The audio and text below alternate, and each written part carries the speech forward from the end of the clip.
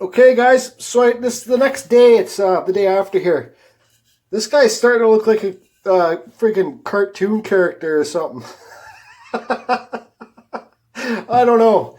So I took it outside, cut the edges down with my jigsaw. If you got a bandsaw or a regular saw, handsaw, whatever you do to save yourself time. I rounded this out. I rounded his forehead. His forehead's a little bit big. Should go back a little bit more this way. You know, like this. But whatever, that's good enough. Oh, Jesus. Okay. So this is going to be 2 big tips on my the beards, right? So what I'm going to do, this is my Dremel, this is my forward and flex shaft, okay? I got this 1/4 inch extreme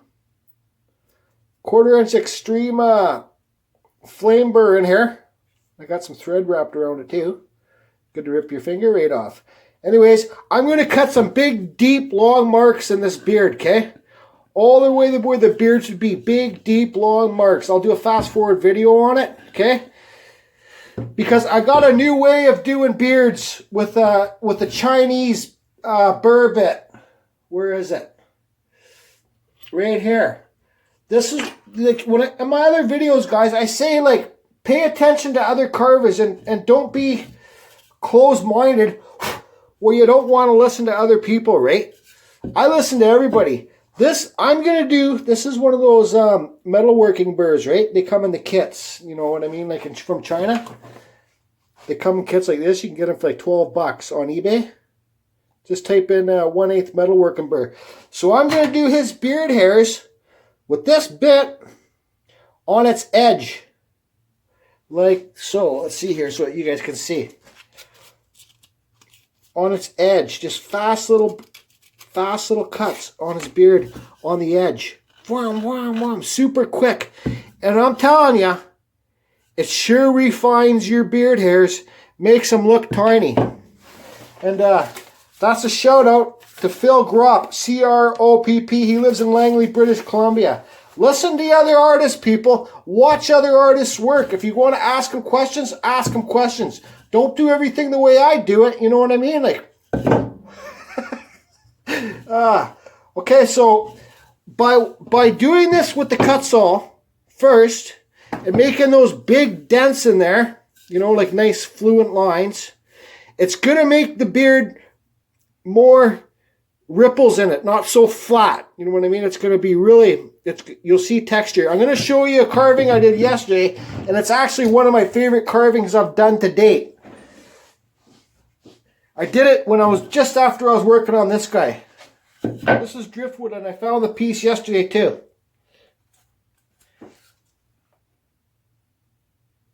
But look how freaking cool that is. Look how close those beard hairs are. Look how real they look. I gotta restain his nose. I kind of sanded, and I just lightly sanded it with this 180 grit sandpaper. Just lightly went over the hairs. This video doesn't even give this piece justice. You know, it's just a piece of driftwood I found on the beach yesterday, guys. Isn't that friggin' cool? Fuck. I love this piece. I'm keeping it. I'm not selling this one. Not a friggin' chance. Here, let me set it up and show you guys.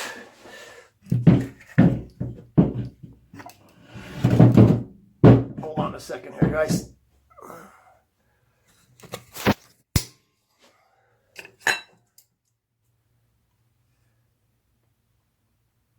Look how cool that piece looks. The old branches down there. But look at the beard hairs, how refined they are. And you know, so there you go. Like, in my opinion, I think this one looks pretty damn cool. Besides the nose, I got to restain it again. I sanded it too much. But look at the eyes. I don't have any eyeballs carved in there. Who's to say that you need to carve eyes? I think when you don't carve eyes, it looks more wood spirity, like something from the forest. You know, eyes just make it look realer, like a wizard, right? This guy just looks pissed off. See how I separated the beard right there beside the right eye? Oh, I just love this guy. Okay, so I'm gonna do a fast forward video with this, okay? Once I get that piece of thread off there. Fuck!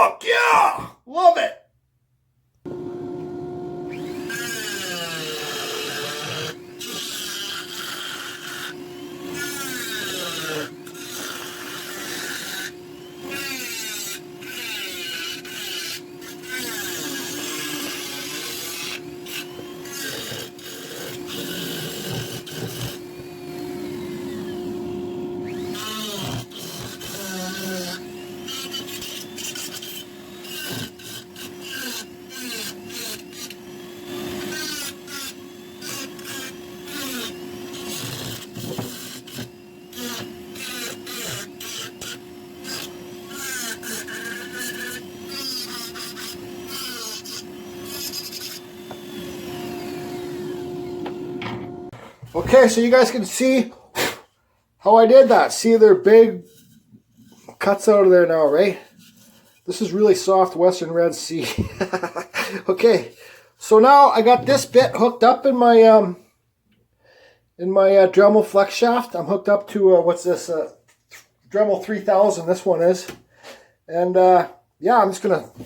You'll see, do super quick slices. Don't get the butt end, or you'll see little round spots like this, right? You know, do it on the edge, guys, right on that little tiny edge, and it will make your hairs. It takes a bit longer, but you can really zip them off quick. I'll do the first little bit to show you the speed that I actually go, but then I'll make a fast forward video on the end of it. Okay.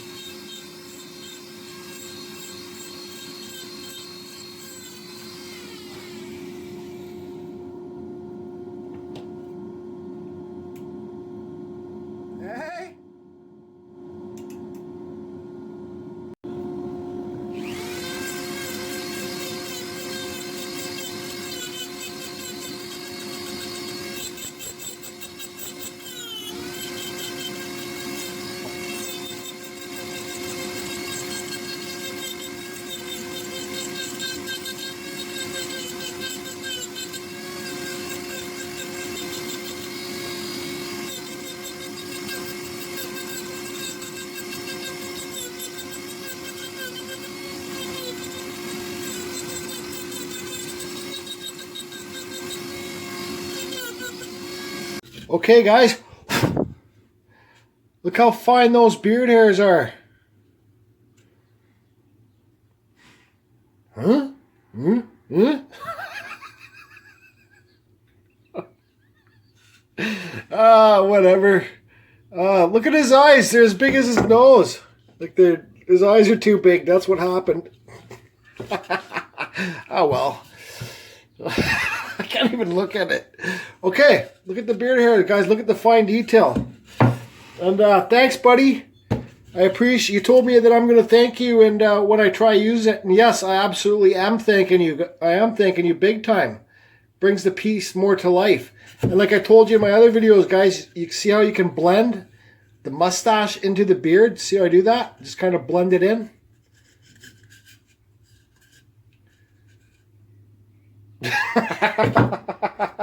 Okay, so I'm going to turn my Dremel down really low and use this 1/8 nut and bolt. Double up the backing of the bolt somebody suggested, so the top bolt stays tight. Tighten the back one against the top one with the washer on the front. And this is just, what's it called? Emery cloth back, 2-inch sandpaper. Oh, shit. Okay, so sound it really slow with this, guys. And real soft, too. You don't want to take your detail away.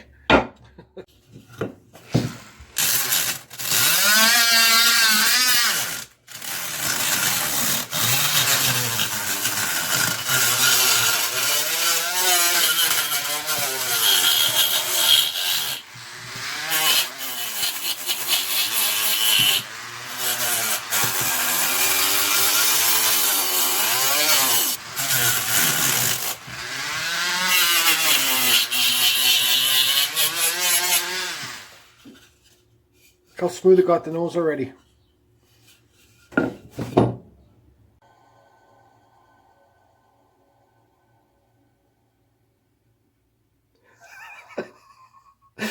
Okay, guys, he's done. That's all. I could lightly hit this with a torch just to burn away some of the fuzzies. That's what I think I might do. Take it outside. Oh, this signature goes along with this piece just well. I carve a hole in the back so you can hang a friggin' nail on the wall. You can put a hole in the wall. And you can put a goddamn nail on the wall and hang it. So yeah, there he is done.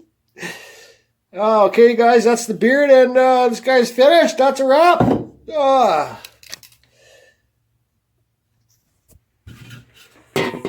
do you say? I can't even do it.